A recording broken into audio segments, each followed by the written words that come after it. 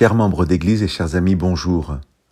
Le cœur est dans la Bible avant tout le siège de la réflexion, de l'intelligence, et non seulement le lieu des sentiments et des émotions. Au verset 10 du chapitre 13 du livre du prophète Jérémie, Dieu reproche au peuple d'être mauvais, car il refuse d'écouter ses paroles et va selon l'obstination de son cœur. Donner son cœur à Dieu revient à donner sa vie entière à Dieu. Déjà, au chapitre 4 de Jérémie, Dieu s'adressait au peuple par cette exhortation. « Faites-vous circoncire pour le Seigneur, ôtez le prépuce de votre cœur.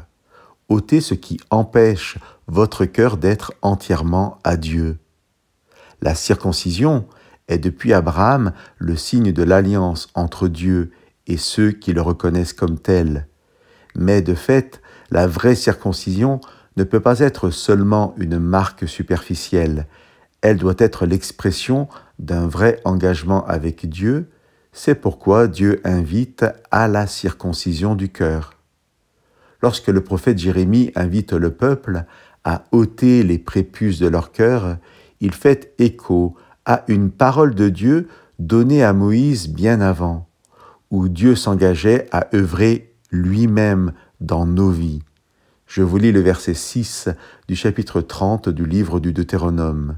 « Le Seigneur Dieu circoncira ton cœur et le cœur de ta descendance, pour que tu aimes le Seigneur ton Dieu de tout ton cœur et de tout ton être, afin que tu vives. » Ainsi, comme souvent, sinon systématiquement, lorsqu'une chose est bonne pour l'homme, ce que Dieu demande est que chacun le laisse agir dans sa vie pour que lui, Dieu, puisse réaliser en nous ce qu'il demande.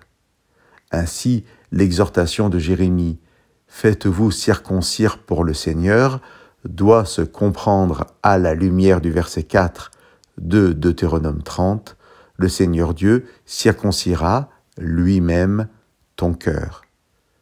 Retenons aujourd'hui que Dieu veut agir dans notre être profond, qu'il ne le fera pas sans notre consentement. Retenons que cette œuvre de Dieu, cette circoncision du cœur, est celle qui sera garante de vie et d'amour. Nous développerons cette œuvre de Dieu dans l'émission suivante, la 289. Chers amis, que Dieu nous bénisse et laissons-le agir en profondeur dans nos vies.